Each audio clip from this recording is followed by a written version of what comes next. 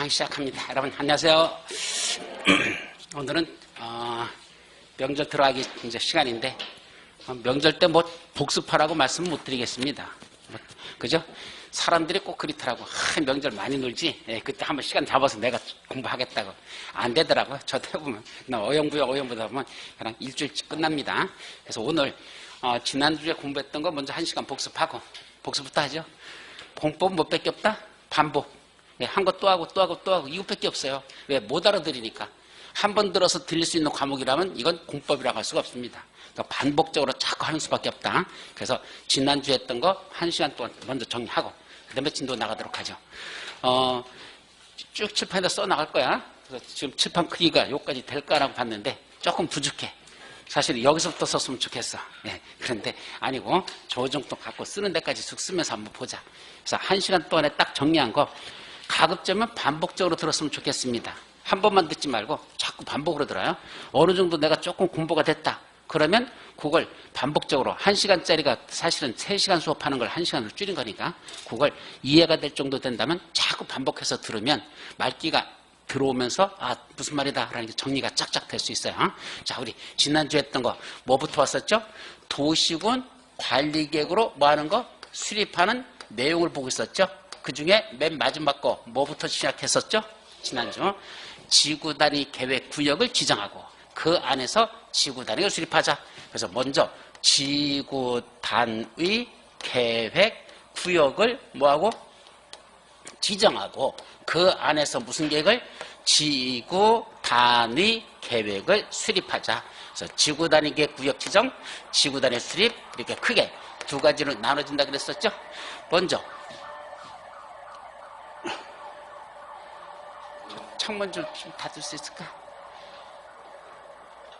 닫아놓고 먼저 지구 단위 계획 구역 지정에 관해서는 크게 두 가지로 나눠지자. 먼저 지정할 수 있는 지역 있죠. 이러이러한 지역은 지구 단위 계획으로 지정할 수 있다. 그걸 임의적 지정 대상 지역 그랬었고, 다음 같은 지역은 반드시 지구 단위 계획으로 지정해야 된다. 이걸 필수적 또는 의무적 지정 대상 지역 이렇게 둘로 나눴었죠.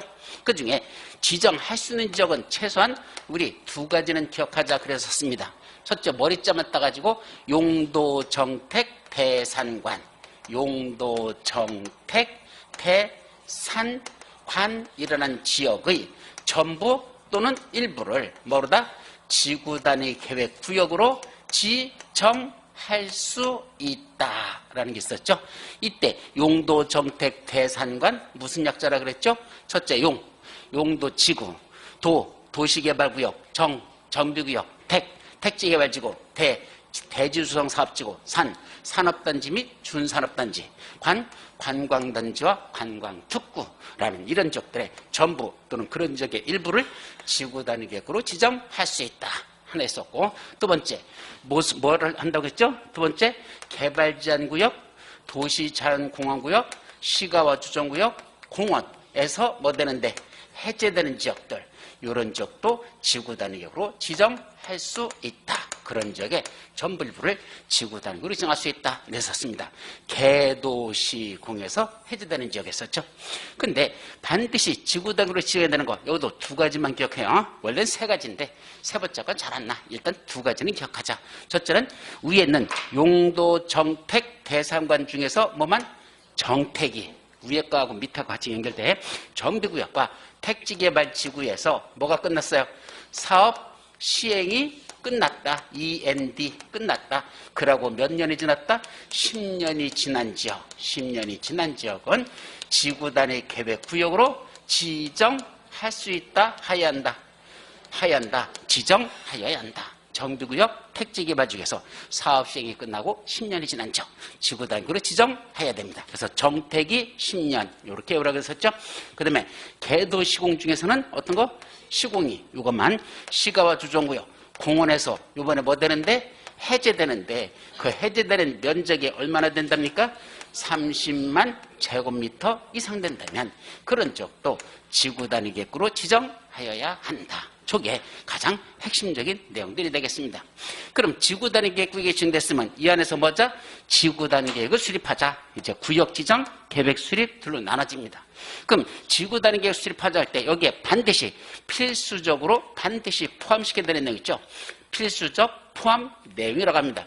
즉 지구 단위 계획에 들어갈 내용이 상당히 많은데 그중에 반드시 지구 단위 계획은 두 가지는 꼭 넣으라 그랬었죠. 첫 번째는 기반시설의 뭐라고 하는 거?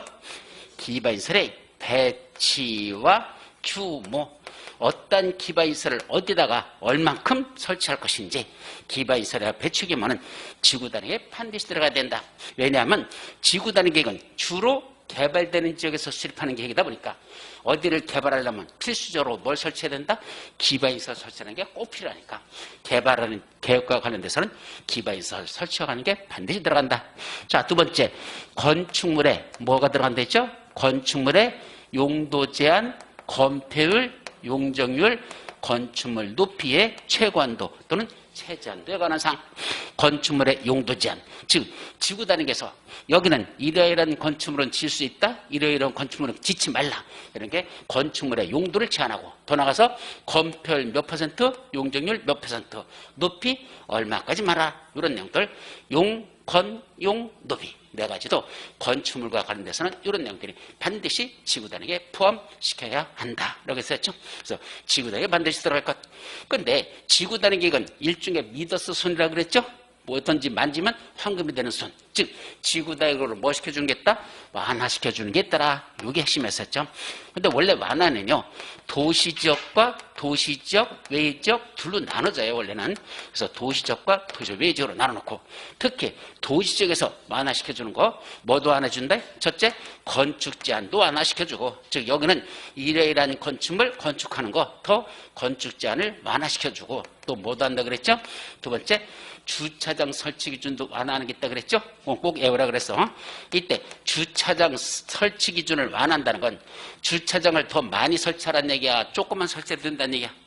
예, 건물에다가 일반적으로 주차장 뽑으면 건축물을 지으려면 그 건축물에는 반드시 뭘 확보해야 된다? 주차장을 확보해야 된다. 건축물의 용도종에 따라서 주차장을 몇 대를 확보하라는 게 법으로 다 정해져 있습니다. 근데 그거 주차장 설치 기준을 뭐 시켜주겠다? 완화한다는 얘기는 더 많이 만들라는 얘기야, 적게 만들라는 얘기야? 적게 만들죠. 특히 한옥마을을 조성하는 지역들 또는 차량 출입이 금지되는 지역들, 그런 지역은 차량이 못 들어오기 때문에 주차장 한 대라도 확보할 필요가 없다. 이걸 몇 퍼센트 완화한다 한다? 그걸 100% 완화 적용할 수 있더라. 그래서 주차장 설치 기준을 아예 최대 100%까지 완화할 수 있는 지역들, 한옥마을을 조성한 지역 또는 차량 출입이 금지되는 지역들, 그런 지역들이더라. 다 더 나가서 건폐율과 용적률은 최대 얼마까지 완화할 수 있다냐? 건폐율은 최대 원래적에 있는 용적률의 건폐율의 150%까지 완화할 수 있고, 용적률은 최대 200%까지 완화시켜준다. 이때 150%라는 건 1.5배를 더 완화시켜준다. 더 크게 해준다는 얘기고, 용적률도 200%를 완화한다는 건 2배까지, 원래 적용되는 거기 용적률의 2배까지 완화시켜준 거, 이런 걸 할 수 있더라. 이게 지구 단위에서 하는 겁니다. 자, 세 번째, 이 지구 단위에 너무 늦게 수립하지 말래요. 지구 단위에 구역이 지정됐으면 그래서 지구 단위 수립하는 거 너무 늦게 하지 말랍니다. 왜 그런다 그랬죠? 다음 시간에 이제 좀 이따 나오는데 뭐가 있었죠? 지구 단위 계획 구역이 지정되고 이 안에 있던 사람이 개발을 하겠다고 허가 신청이 들어왔습니다. 허가권자가 뭐라고 하죠? 지금은 안 돼요 그럽니다. 바로 개발행위 허가를 뭐 할 수 있다? 제한할 수 있다. 이분이 허가 신청 들어왔는데 허가 불허가 처분 지금 안 내리겠대. 왜요? 지금 지구 단위 계획이 지정돼 있거든요. 이 안에서 무슨 계획을 수립하고 있어? 지구 단위 계획을 수립하고 있거든요. 그럼 이 안에서는 지구 단위 계획 구역 안에서는 오직 무슨 계획대로만 해야 돼? 지구 단위 계획대로만 해야 되거든요. 따라서 당신이 하고자 하는 행위가 지구 단위 계획이 맞으면 허가 처분, 안 맞으면 불허가 처분인데 아직 지구 단위 계획이 수립돼서 아직 안 됐어. 아직 안 됐다는 얘기입니다. 그럼 이분한테 뭐라고 한다? 지구 단위 계획이 수립될 때까지 집에 가서 기다리셔요. 나중에 다시 오세요. 그때 지구 단위 계획 맞으면 그때 가서 허가 처분, 안 맞으면 불허가 처분하겠다, 이 소리입니다. 그럼 이분은 뭐 하라는 얘기야? 집에 가서 기다려야 돼요. 언제까지? 지구 단위 수립될까지. 근데 이놈의 지구 단위 계획이 10년 지나도 수립이 되잖아? 20년이 지나도 수립되잖아? 50년이 지나도 안 돼? 100년 지나도 안 된대. 그럼 100년 지나면 이분이 살아있을까? 뒤졌을까? 뒤죽겠지. 앞으로 100년 더 사실 수 있어요? 없잖아. 이거 말이 안 된다는 얘기입니다. 한없이 기다려라? 말이 안 되잖아. 따라서 너무 오래 기다리지 못하게 법에서 막아놨습니다. 언제까지? 지구 단위 계획구역 지정됐죠? 그로부터 몇 년? 3년 이내에 뭐 하지 않으면 지구 단위를 수립하지 아니면 이 말이에요. 간단히 말하면 지구 단위 계획구역 지정해놓고 3년 내 지구 단위를 수립 안 하면 어떤 효과? 3년이 되는 날에 다음 날 뭐가 날아갑니까? 바로 지구 단위 계획구역 지정했던 거 이건 뭔다? 효력을 잃는다. 더 이상 지구 단위 구역 아닙니다. 따라서 이분한테 개발의 허가 더 이상 제한해서는 안 된다는 얘기입니다. 이렇게 만들어놨다. 자, 근데 하나 더 있었죠. 지구 단위 계획은 수립을 합니다. 구역은 이미 지정됐다는 걸 전제를 해. 지구 단위 수립하는데 원래 몇 년 내에 수립해야 돼? 3년 이내에 수립해야 되죠? 수립을 해. 근데 어떻게 수립한다? 주민들이 입안을 제안했습니다. 주민들이 지구 단위 때문에 수립해달라고 입안을 뭐 했다? 제안한답니다. 여기 입안 제안하는 게 무슨 말이죠? 자, 먼저 지구 단위 계획 구역을 지정하는 거 또는 지구 단위를 수립하는 거 둘 다 무슨 계획 수립 절차에서 하도록 돼 있다? 지금 보고 있는 게 뭐야? 도시군 관리를 하라 그랬잖아. 어디다 지구 단위 계획 구역을 지정할 때도 도시군 관리를 수립해서 하고 그 안에서 지구 단위를 수립할 때도 무슨 계획으로? 도시군 관리를 수립해서 하라 그랬었습니다. 그러다 보니까 지구 단위 계획 구역을 지정하는 무슨 계획이? 도시군 관리 계획이 결정고시 되고 나서 그로부터 3년 이내에 지구 단위 계획을 수립하는 도시군 관리계획이 결정고시 되지 아니하면 그때는 뭐 한다? 3년이 되는 날에 다음 날 그 지구 단위 계획 구역 지정했던 무슨 계획? 도시군 관리계획 결정은 효력을 잃는다. 원래 명칭은 그렇게 만들어져 있어요. 아까 제가 간단히 지구 단위 계획 구역 지정하고 3년 내 지구 단위 수립하라 이렇게 말했죠. 근데 그걸 정확한 말로 다시 표현하면 지구 단위 계획 구역을 지정하기 위한 무슨 계획? 도시군 관리계획이 결정 고시된 날로부터 몇 년? 3년 이내에 뭘 하지 않는다? 지구 단위 계획을 수립하기 위한 무슨 계획? 도시군 관리계획이 결정 고시되지 아니하면 어떤 효과? 3년이 된 날에 다음 날 어떤 거? 지구 단위 계획 구역 지정에 관한 무슨 계획? 도시군 관리계획 결정은 뭐 한다? 효력을 잃는다. 그게 원래 법조문은 그렇게 돼 있다는 얘기입니다. 자, 그러면 지구 단위 계획 수립한 것도 무슨 계획으로 한다? 도시군 관리계획을 수립해서 하라 그랬잖아. 그럼 도시군 수립할 때는 무슨 절차, 무슨 절차로 나눠진다? 입안 절차와 결정 절차 둘로 구분된다 그랬었죠. 그럼 그때 도시군 관리계획을 입안한다. 즉 지구 단위 계획을 수립하기 위한 도시군 관리계획을 입안하는데 입안권자들에게 주민들이 뭐 할 수 있다? 여기다 이러이러한 내용 좀 포함시켜서 지구 단위 계획 좀 수립해 주세요. 도시군 관리 좀 수립해 주세요. 라고 뭐 할 수 있다? 입안을 제안할 수 있다 그랬잖아. 그때 주민들이 입안을 제안하면서 뭐란다? 그 지구 단위 계획 속에 요런 내용 좀 넣어주세요. 라고 제안할 수 있다 그랬죠. 그때 지구 단위를 수립하는 입안권자에게 즉 이러이러한 내용 좀 도시군 관리에 포함시켜 주세요. 라고 입안을 제안할 수 있습니다. 제일 많은 게 뭐죠? 도를 좀 만들어 주세요. 공원 좀 추진해줘요. 학교 좀 지어주세요. 즉 무슨 있어? 기반인설 같은 그런 것들을 설치해달라고 주민들이 입안을 제안하는 게 제일 많다는 얘기입니다. 그러다 보니까 그 지구 단위계 수립하는 데다가 도로 만들어주세요. 공원 주승해서 학교 지어서 이런 걸 입안 제안해서 무슨 계획이 수립됐어? 지구 단위 수립됐습니다. 그럼 그 지구 단위 수립된 날로부터 이제 몇 년? 5년 이내에 뭐 해야 됩니까? 다시 이러한 지구 단위 계획에서 주민들이 입안했던 그런 사업이 뭐 됩니까? 사업이 착수하지 아니하더라. 그런 사업에 착수하지 않더라. 그러면 어떻게 되죠? 5년이 되는 날에 다음 날 그때는 어떤 효과가 발생한다? 그 지구 단위 계획 이건 뭐한다? 효력을 잃는다. 예, 지구 단위 계획 자체 수립했던 게 효력을 잃어버립니다. 따라서 3년 내 지구 단위를 수립하지 않으면 구역 지정의 효력을 잃는 것이고 이거 계획은 지구 단위 계획은 수립됐는데 주민들이 입안을 제안해서 지구 단위 수립했는데 5년 내에 사업에 착수하지 않으면 그때는 5년이 된 날에 다음 날 뭐가 효력을 잃는다? 이거 지구 단위 계획 수립했던 거 이게 효력을 잃는다. 아까 3년은 지나면 구역 지정이 효력을 잃는다. 5년 지나요? 지구 단위 계획의 효력을 잃는다. 라고 이런 식으로 구분해서 기억하라. 여기까지가 지구 단위 계획의 핵심 포인트. 자, 이제 그 안에서 무슨 얘기, 이제 뭐로 넘어가죠? 우리 개발 행위로 들어가자 해서 두 번째 크게 개발 행위에 대해서 살펴봤었습니다. 자, 개발 행위를 하면 여기서 핵심 뭐다? 허가받고 하라. 예, 함부로 하지 말랍니다. 개발행위 할 때는 뭐 받고 할 것? 허가받고 할 것. 첫 번째, 누구한테 허가받지? 허가권자가 있었죠? 자, 우리 허가권자 원칙은 누구죠? 관하구의 장들입니다. 관장. 여기서 관하구의 장이란 특, 광, 특시, 특도, 시장, 군수 그 자들한테 각각 가서 허가받아라. 그럼 서울특별시에서는 누구한테? 서울특별시한테 허가받아라. 허가권자죠. 두 번째, 무슨 행위를 할 때 개발행위라는 게 허가 대상인 개발행위가 뭐가 있을까? 두 번째, 허가 대상인 개발행위에는 어떤 것들이 있을까? 이걸 살펴봐야 되겠죠? 몇 가지가 있습니까? 허가 대상인 개발행위는 6가지가 있다. 첫째, 건축물을 건축하고자 할 때, 건축물을 건축. 두 번째, 공작물을 설치할 때. 세 번째, 토지 형질 변경할 때. 네 번째, 토석을 채취할 때. 다섯 번째, 토지를 분할할 때. 마지막, 물건을 일정한 장소에 쌓아놓고자 할 때. 그래서 건공, 형체, 분물이라는 6가지 개발행위 할 때. 건공, 형체, 분물이라는 6가지 개발행위 할 때는 뭐 받고 하라? 허가받아라. 이것이 원칙이더라. 이때 토지 형질 변경이라고 했는데 토지 형질 변경에는 또 몇 가지가 있다? 5가지가 있더라. 뭐뭐 있었죠? 첫째, 절토, 성토, 정지, 포장, 공유수면 매리. 그래서 절토, 성토, 정지, 포장, 공유수면 매리. 이 5가지를 뭐라 부른다? 토지 형질 변경이라고 부르고. 이렇게 할 때는 허가받아라. 자, 두 번째, 물건을 쌓아놓는다 그랬는데 아무데나 쌓아놓는다고 다 허가받는 건 아니죠? 적법한 울타리가 아닌 그 밖에다 쌓아놓을 때 허가받는 건데 이때 무슨 용도 지역에서만 허가받아라 그랬죠? 녹, 관, 자 지역에서만 허가받아라서 녹관, 농자 하면 안 된다 그랬습니다. 농림지역은 뺀 나머지 시골 지역들 바로 녹관, 자 지역에서 몇 개월 이상 쌓아놓을 때만 1개월 이상 쌓아놓고자 할 때 그때도 이건 허가받고 해야 되지 그냥 하면 안 된다라는 게 허가 대상 개발행위의 핵심 포인트. 세 번째, 허가받으러 가려면 무슨 기준에 맞아야 돼?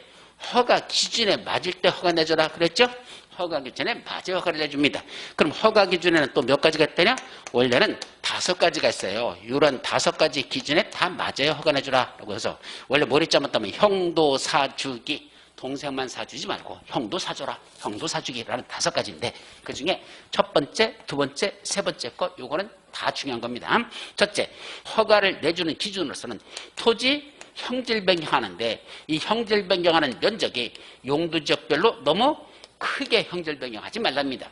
이러이러한 용도지역에서는 1만 제곱미터 미만, 이러이러한 용도지역은 3만 제곱미터 미만, 이러이러한 용도지역은 5천 제곱미터 미만만 형질 변경할 때 원칙적으로 허가 대상이다. 그래서 형질 변경하는데 일정 기준 면적 미만일 때 그럴 때 허가 내주라 그랬었죠. 이때 기준 면적이 얼마일까? 이것도 기억하라 그랬었죠. 첫째는 원칙은 얼마였었죠? 원칙은 1만 제곱미터 미만이었었죠. 이때 원칙이라는 건 원칙적으로 무슨 말이냐면 주거지역이나 또는 상업지역이나 이런 지역들 그런 데는 1만 제곱미터 미만일 때 허가를 줍니다. 이제 예외가 있죠. 아까 3만 제곱미터 미만도 있었죠. 이제 예외 놓고 예외는 다시 둘로 나눠집니다. 어떤 때는 얼마? 3만 제곱미터 미만일 때 허가 내주는 지역이 있었죠. 어디였더라? 농공단지 관리가 산만한 지역 그랬었죠. 어디? 농공단지 관리 이렇게 했죠. 농공단지 관리가 산만한 지역 이랬었죠. 그래서 농이 농림지역, 공업지역, 관리지역. 그래서 농림지역, 공업지역, 관리지역에서는 얼마? 3만 제곱미터 미만일 때 원칙적으로 허가 대상. 그러면 어떤 때는 또 없나? 5천 제곱미터 미만일 때만 허가 내주는 지역이 있었죠. 아주 행위단이 심한 지역들. 아주 심한 지역. 어디죠? 자연환경 보전지역과 보전 녹지지역. 자연환경 보전지역, 보전 녹지지역. 자동차 보험료가 5,000원 오른다 그랬죠. 그래서 원일만에서 농공단지 관리가 3만 원 지역에서는 자동차 보험료가 5,000원 오른다. 그래서 이 숫자들을 여러분들이 기억하라 그랬었습니다. 다만 이런 기준 면적 미만일 때는 허가를 준다 그랬는데 그럼 반대로 기준 면적 이상 되면 1만 이상, 3만 이상, 5천 이상 돼버리면 허가 안 내준다는 뜻일까? 함부로 그렇게 반대 해석하지 말라 그랬습니다. 원래 이런 기준 면적 미만만 형질 변경할 때 허가 대상인데 기준 면적 이상이 된다면 그때부터는 뭐가 필요하다? 도시계획위원회는 심의를 거치고 허가 여부를 결정하라 이렇게 됐습니다.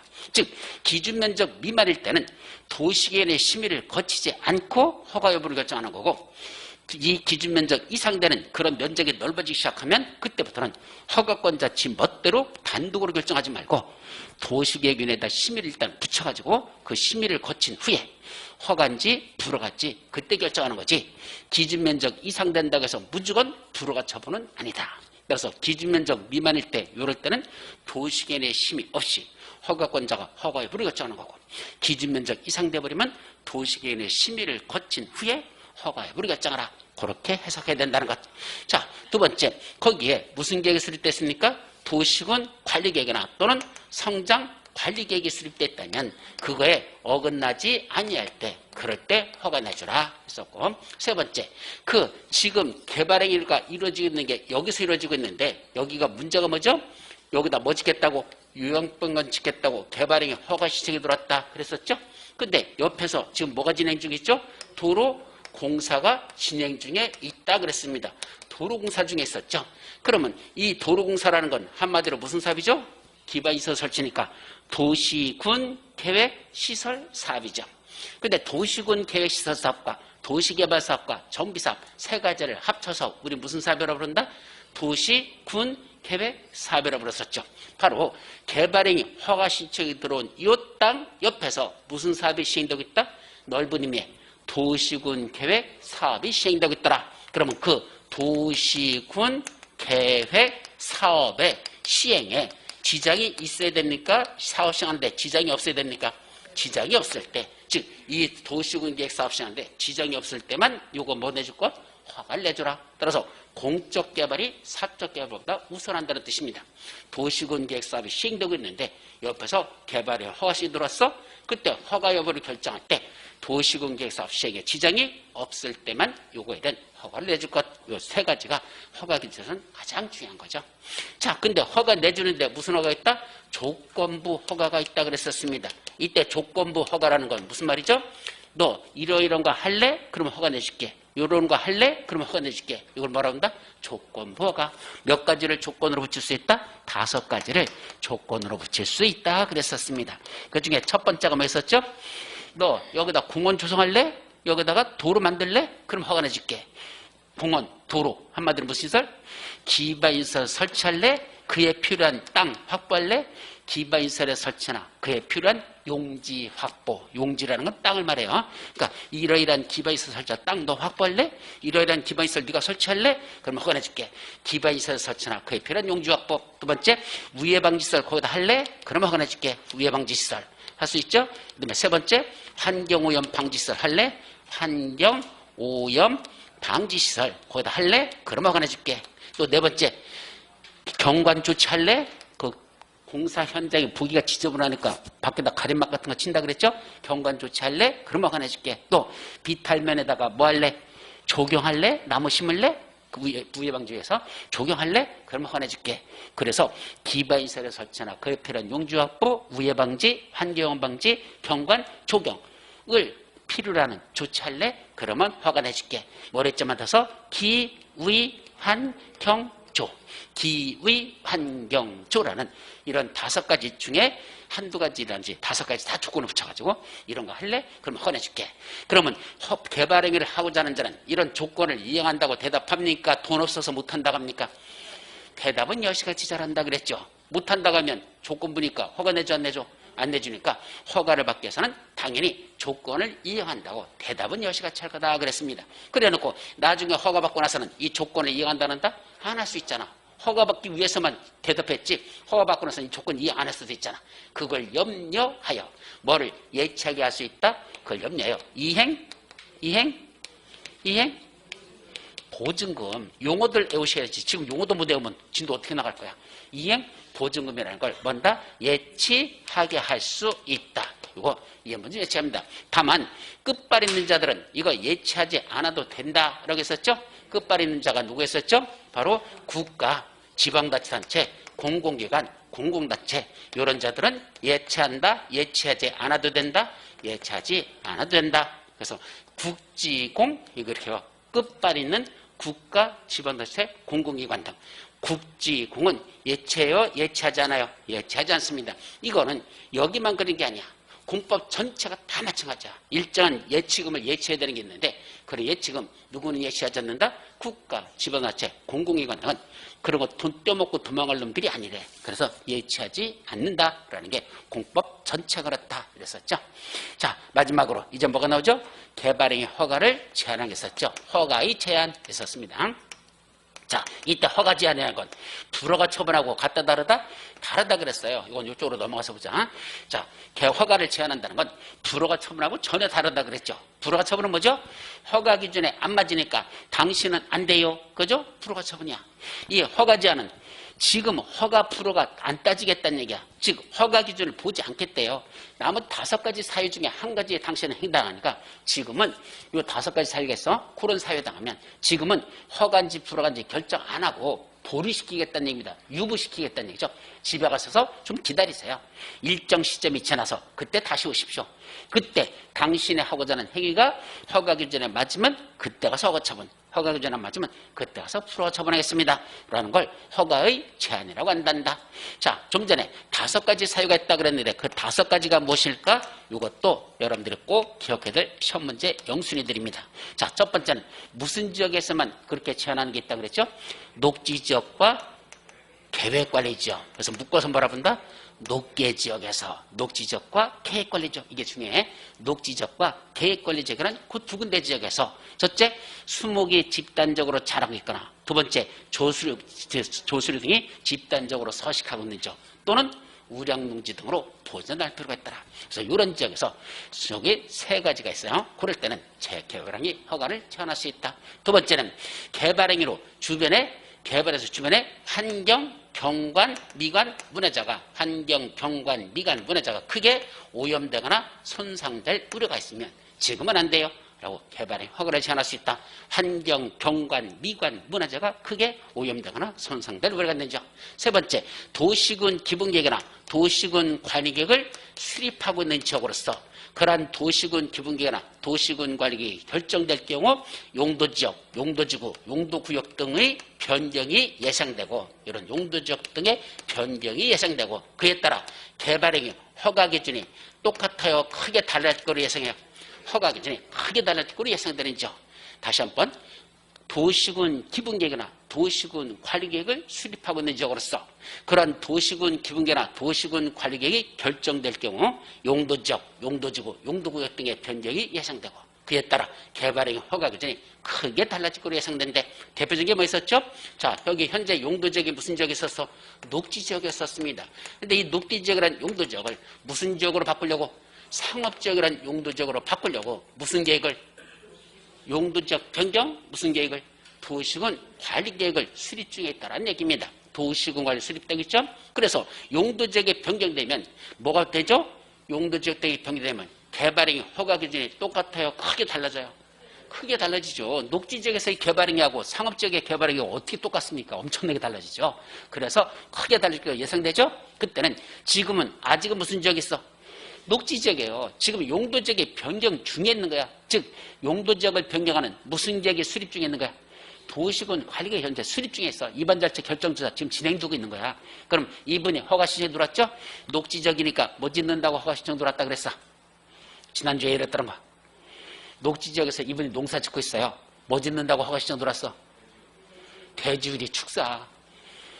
제발 좀 까먹지 마라. 사례가 머릿속에 남아야지 뭐 그 내용이 이해되죠. 축사 짓겠다고 허가 신청 들어왔죠? 원래 녹지지역에서는 축사 지을 수 있어 없어? 원칙적으로는 지을 수 있죠. 녹지지역에서 축사를 지금 어디다 지어야 돼?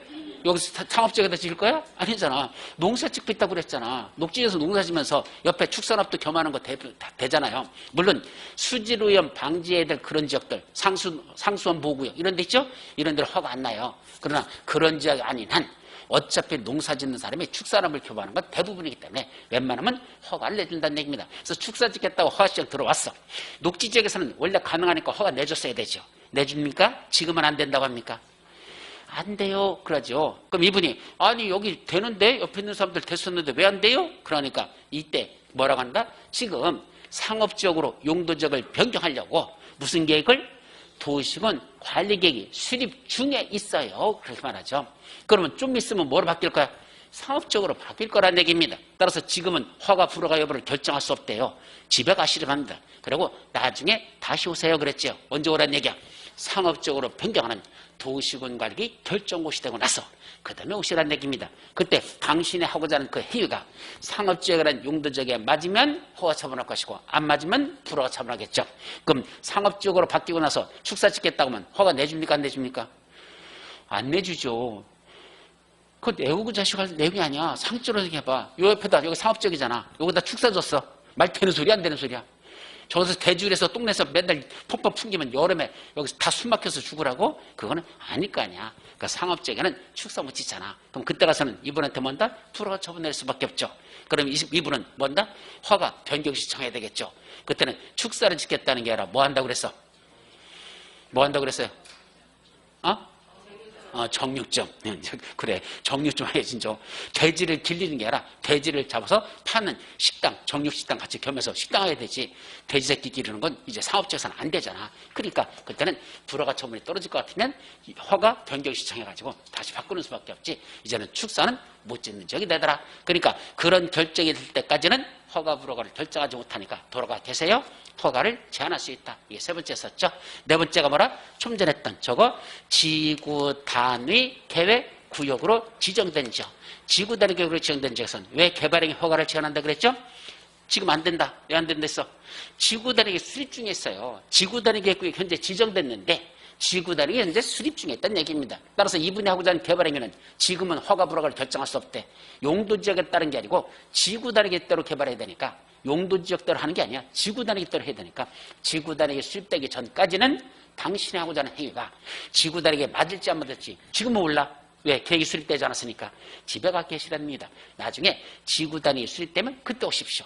당신이 하고자 하는 이 행위가 지구 단위 계획에 맞으면 허가 처분, 안 맞으면 불허가 처분. 그때 내리겠습니다. 지구 단위 계획구역으로 지정된 지역. 마지막 기반시설 부담 구역으로 지정된 지역. 자, 기반시설 부담 구역은 이제 좀 이따 나오죠? 기반시설 부담에서 뭐 하죠? 개발행위 허가 시정이 들어오면 이제 개발행위를 하게 되죠. 그에 따라 뭐가 필요하죠? 반드시 기반시설 설치가 필요한데 그걸 누구한테 부담시킨다? 이 안에서 지금부터 개발하는 사람들. 너희들이 개발하기 때문에 도로가 필요하고 공원이 필요하고 학교가 필요하니까 그 비용도 너희들이 좀 일부 좀 부담하라 라는 구역을 기반시설 부담구역이라죠. 그럼 기반시설 부담구역이 지정돼 있어. 이제 이분이 개발에 허가시에 들어왔어. 허가권자가 뭐랍니까? 지금은 안 돼요 그럽니다. 아니 왜 안 돼요? 지금 기반시설 부담구역으로 지정돼 있고 무슨 계획 수립 중에 있어? 기반시설 설치 계획을 지금 수립 중에 있거든요. 그래서 그 계획이 나오고 나야 비로소 이 안에 어떤 기반시설을 어디에 얼마나 설치할 것인지 이게 그때 가서 나오고 그 기반시설 설치계획 수립이 돼야 여러분들에게 부과시켜야 될 기반시설 설치 비용이라는 거 그거를 산출할 수 있으니까 지금은 여러분한테 허가를 내준다 하더라도 이 비용 산출이 안 되니까 부과할 수 없거든요. 그러니까 지금은 안 돼요. 좀 더 기다리세요. 지구 단위 기반시설 부담구역에서 기반시설 설치기에 수립되고 나서 얼마를 부담시킬 건지 그게 나오고 나면 그때 오십시오.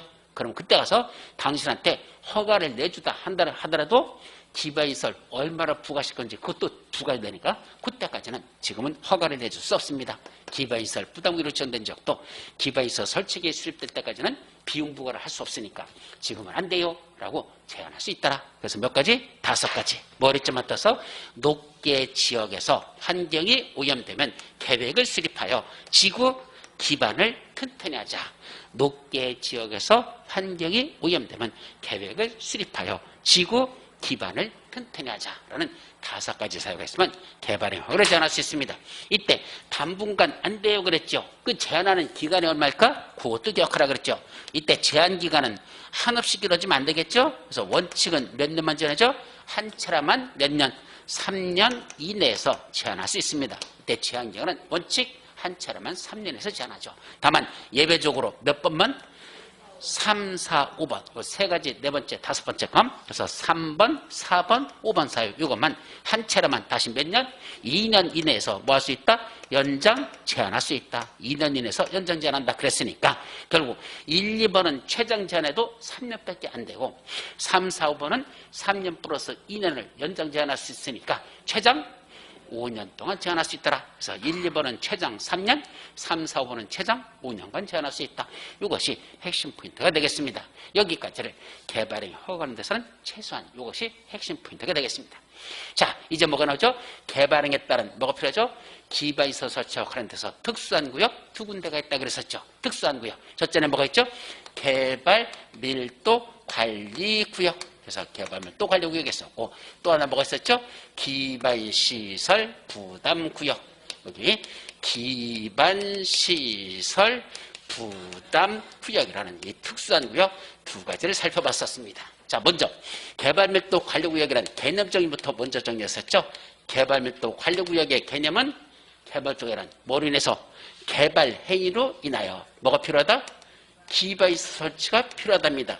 근데 그 개발행위에서 기반시설 설치를 필요한다. 기반시설 설치가 뭐가 됩니까? 기반시설이 부족한 지역이죠. 그 부족한 지역을 대상으로 개발행위로 인해서 기반시설 설치는 필요한데 그 기반시설이 부족하대요. 그럼 뭐 하면 돼? 새로 기반시설을 더 설치하면 되죠. 근데 설치하기가 가능하다. 그 설치가 곤란하다. 설치가 곤란한 지역을 대상으로 더 이상 도로 만들 공간이 없어요. 학교 지을 공간이 없대요. 그러면 이자들에게 설치를 해주라고. 그럼 뭐하자? 건폐율 또는 용적률이라는 이거를 뭐 시켜주자? 강화 적용하는 지역. 요거를 우리가 뭐라 부른다? 개발밀도 관리 그랬죠. 개발행위이네요. 기반시설이 부족할 것이 예상되나 기반시 설치가 곤란한 지역을 대상으로 건폐율 또는 용적률을 강화 적용하는 지역을 개발밀도 관리구를 하자.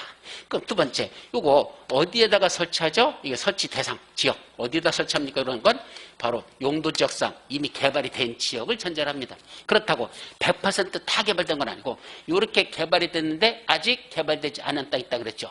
그럼 이미 개발된 지역이니까 어디죠? 주거지역, 상업지역, 공업지역. 여기서만 개발밀도 관리구를 정합니다. 주, 상, 공업지역인데 아직 개발되지 않은 지역. 여기 아파트 3,000세대 지려고 남겨뒀던 땅. 여기다 3,000세대를 지려고 봤더니 옆에 있는 도로가 너무 좁아요. 학교 지을 공간이 없어요. 결국 3,000세대 다 짓는다 못 짓는다? 못 지게 기반시 설치가 곤란한 것만큼 결국 건폐 용적을 강화한답니다. 이때 구체적으로 얼마큼 강화하는지, 즉 개발밀도 관리 규정되면 어떤 효과가 있다?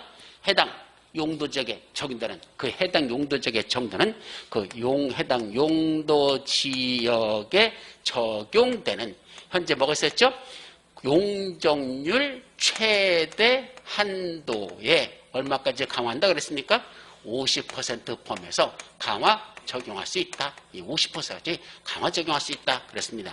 즉 구체적으로 건폐 용적률을 강화하는 걸 얼마나 하는지는 대통령령이 시행해서 정하라고 돼 있고 대통령이 시행령 찾아봤더니 해당 용도 지역에 적용되는 용적률 최대한도 만약에 여기가 준주거지역이래. 그럼 용적률 최대 얼마죠? 500%. 그거에 50%까지 강화한다는 건 반으로 줄여라 그랬죠. 따라서 용적률 500%가 정도는 준주거지역이지만 그런 개발밀도 관리가 지원되면 후안에서는 500%가 반, 250%. 그게 용적률 최대인데 50% 범위에서 강화 적용한다는 뜻이더라. 이게 작년도도 났던 아주 작은 시험 문제 핵심은 요거예요. 사실은 요게 있었죠. 이제 뭐로 넘어가자? 마지막 기반시설 부담구로 넘어가죠. 이 기반시설 부담구역은 크게 보면 몇 가지로 나눠지죠? 세 가지로 나눠져요. 먼저 기반시설 부담구역을 뭐하고? 먼저 기반시설 부담구역을 뭐하고? 지정하고 그 안에서 무슨 게? 기반시설 설치 계획이라는 걸 뭐하고? 수립하고 세 번째, 그래서 기반시설 설치 비용이라는 걸 뭐하자? 부과하자. 이렇게 셋으로 나눠라 그래서 기반시설 부담구역 지정, 기반시설 설치 계획 수립, 기반시설 설치 비용 부과. 그래서 구역 지정, 계획 수립, 비용 부과. 이렇게 셋으로 나누실 것. 그럼 먼저 기반시설 부담구역 개념 정리를 간단히 또 정리했었죠. 중요해요. 개념. 첫째, 기반시설 부담구역은 어디에는 지정할 수 없습니까? 어디에는 지정할 수 없어? 개발밀도 관리구역 어디만 지정한다? 어디 빠졌다. 관리구역 외의 지역에서라고 돼 있죠. 이거 외의 지역에만 지정할 수 있습니다. 따라서 개발밀도 관리구역과 기반시설 부담구역은 서로 중복 지정될 수 없다. 반드시 개발밀도 관리구역 외의 지역에서만 기반시설 부담구역을 지정할 수 있다. 그런 게 첫 번째였었고, 그때 그 안에서 개발행위로 인하여 이 구역 안에서 개발행위로 해서 뭐가 필요하다? 역시 기반시설 설치가 필요합니다. 근데 그 설치에 소요되는 비용을 누구한테 부과한다? 그 개발행 현장에 비용을 부과하게 하기 위하여 지정고시된 구역, 그걸 기반시설 부담구역이랍니다. 이때 설치해야 될 기반시설의 종류는 뭐가 있을까? 이때 여러분들이 부담해야 되는 기반시설의 종류 몇 가지가 있었죠? 7가지가 있었는데, 이건 머리점만 따서 도, 공, 녹, 합, 수, 하, 폐. 7가지 있어요. 도, 공, 녹, 합, 수, 합, 폐. 시험 문제 여러 번 났었어요. 도로, 공원, 녹지, 학교, 수도, 하수도, 폐기물처리시설. 이렇게요. 도로, 공원, 녹지, 학교, 수도, 하수도, 폐기물처리시설. 이거 하나 언제 오냐? 하나씩 못 외워요. 그러니까 머리점만 외워야 돼. 도공녹학, 수합회. 혀 잘 돌아가요. 괜찮아요. 이건 얼마네. 도공녹학, 수합회. 그 중에 이 학교 중에 뭐는 여러분들이 부담하지 않죠?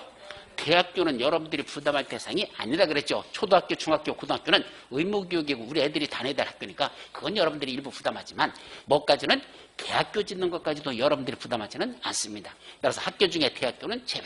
그리고 나머지 이런 시설을 여러분들이 기반시설을 부담해야 되는 그런 구역이다 이 말이고, 이때 기반시설 부담구역을 지정한다 그럴 때 필수적 반드시 다음 같은 지역은 기반시설 부담구로 지정하여야 하는 지역 있었죠. 몇 가지 있었죠? 4가지. 다음 같은 지역은 반드시 기반시설 부담구로 지정하여야 한다. 필수적 지정 대상 지역 몇 군데? 4군데. 첫 번째는 뭐였었죠? 법령의 제정 또는 개정으로 인하여 뭐죠? 행위제한이 뭐든 데서 완화되거나 또는 폐지되는 지역, 행위제한이 완화되는 지역, 그런 데서는 반드시 기반시설 부담구로 지정하여야 한다. 두 번째, 용도지역 등의 용도지역, 용도지구, 용도구역 등 묶어서 그냥 용도지역 등의 뭐로 인해서 변경이나 또는 폐지로 인해서 역시 행위제한이 완화되는 지역들. 세 번째는 전년도 개발행위 허가 건수가, 개발행위 허가 건수가 있었죠. 허가 건수가 전전년도 개발행위 허가 건수보다도 얼마나 높다? 20% 이상 증가한 지역들. 여기 되게 요거 증가한 지역들. 네 번째, 전년도 해당 지역의 인구 증가율이, 그 해당 지역의 인구 증가율, 판교를 말했었죠. 판교의 인구 증가율이, 그 관할 지방자치단체 인구 증가율이 관할 구역의 인구 증가율, 바로 성남시 전체 인구 증가율도 얼마나 높답니까? 20% 이상 높은 지역. 근데 20% 포인트가 맞다 그랬죠? 근데 법에서는 20% 높은 지역이라고 해서 이와 같이 이런 지역들은 반드시 기반시설 부담으로 지정해야 한다. 법령의 제정, 개정을 해서 행위제한이 완화되거나 폐지되는 지역, 또는 용도지역 등의 변경이나 해지로 인해서 역시 행위제한이 완화되는 지역. 개발행위, 전년도 개발행위 허가 건수가 전전년도 개발행위 허가 건수보다도 20% 이상 증가한 지역. 또 해당 지역의 인구 증가율이 그 관할 지역의 인구 증가율보다도 20% 이상 높은 지역. 이런 지역들은 기반시설 부담구로 지정하여야 한다. 이제 기반시설 부담구에 지정되면 그 안에서 무슨 계획을 수립하라? 기반시설 설치를 수립합니다. 이 계획에 들어가는 게 있어요. 뭐 들어가더냐? 원래 기반시설의 종류, 위치 및 규모가 들어갑니다. 어떤 기반시설을 종류, 어디에다가, 위치, 얼만큼 크기로, 규모. 여기서 3가지. 어떤 종류, 위치, 규모라는 기반시설들이 다 들어가. 도로는 여기다 만들고, 공원은 여기다 만들고, 학교는 여기다 만들자라는 요 계획을 무슨 계획을 한다? 기반시설 설치 계획을 수립해야 됩니다. 요거 너무 늦게 수립하지 말라 그랬었죠. 어디서 나왔었죠? 좀 전에 요거 기반시설 부담구역 뜯었죠. 기반시설 부담구역 지정되면 개발행위 허가 신청 들어오면 허가 내준다, 안 된다? 제한한다 그랬죠? 지금은 안 돼요. 그러죠. 그럼 이분이 아니 왜 안 돼요? 라고 물으면 지금 여기 기반시설 부담구로 지정돼 있거든요. 이제 무슨 계획이 수립돼야 돼? 구역이 지정됐으니까 기반시설 설치에 지금 수립 중에 있거든요. 이 계획이 나와야 비로소 도로 만드는데 얼마, 공원 조성하는데 얼마, 학교 짓는데 얼마, 이게 총 비용이 나와야지. 그중에 당신은, 개발행위는 당신은 그중에 얼마 부담하고 당신은 얼마 부담하고 그걸 그때 가서 산출할 수 있거든요. 따라서 지금은 당신한테 허가를 낼 수 없습니다. 왜냐하면 개발행위 허가 내주고 2개월 이내에 그 비용을 부과시켜야 되거든. 근데 구역 지정해놓고 계획이 수립되지 않았으면 비용을 부과할 수 없으니까 계획이 수립돼서 비용이 나올 때까지는 허가를 제한합니다. 따라서 기반시설 설치에 너무 늦게 수립하지 말랍니다. 이건 몇 년이 되냐? 1년입니다. 이건 3년이 아니라는 걸 조심하시오. 기반시설 부담구역 지정된 날부터 1년이 되는 날까지 기반시설 설치가 수립하지 아니하면 어떤 효과? 1년이 되는 날에 다음 날 뭐가 날아가는 겁니까? 기반시설 부담구역 지정한 건 뭐된 것으로 본다? 해제된 것으로 본다. 예, 구역 지정해놓고 1년 이내 1년이 된 날까지 기반시설 설치가 수립하지 않아? 그러면 1년이 된 날 다음 날 기반시설 부담구역 지정은 해제된 것으로 본다. 이렇게 날아갑니다. 자, 이제 뭐가 필요하죠? 기반시설 설치가 나왔으니까 이제 그에 따라서 사람들에게 기반시설 설치 비용을 부과합니다. 그때 어떻게 부과한다 그랬죠? 원래는 기반시설 설치 비용은요 1제곱미터당 얼마 이렇게 계산하게 됐어요. 1제곱미터당 얼마씩 이렇게 계산합니다. 그러면 건축물을 뭐하는 사람만 200제곱미터를 초과하는 건축물에 무슨 행위하는 사람? 신축하고 또 하나 증축행위 하는 요 두 사람에게만 신축행위 추천하는 이분들에게만 기반시설 설치 비용을 부과합니다. 다 부과하는 게 아니라 200제곱미터를 초과하는 신축 증축행위만 부과한다라고 됐습니다. 그럼 200제곱미터라는 건 무슨 말이라고 그랬죠? 이걸 기초공제라고 그랬죠. 원래 건축물을 짓는데 이 규모가 얼마 되는 거죠?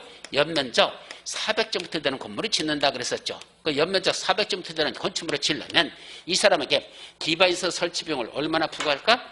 400제곱미터 중에 200제곱미터를 초과하는 부분이에요. 그래서 200제곱미터는 부과하지 않습니다. 그래서 200제곱미터는 기초공제로서 빼버리고 요거는 빼고 나머지 위에 초과되는 200제곱미터, 200제곱미터 요것만 부과 대상하는 게 원칙입니다. 200제곱미터를 초과하는 신축, 중축행위 부과죠. 그런데 여기 예외가 하나 있었죠? 어떤 예외? 기존 건축물 전부를 뭐 했습니까? 이걸 철거하고 연면적 400제곱미터를 전부 다 철거했습니다. 그러고 다시 뭐 한답니까? 신축하는 경우. 이때 기존 건축물 전부를 철거하고 신축한다는 건 어떻게 질 때 신축이라고 그랬죠?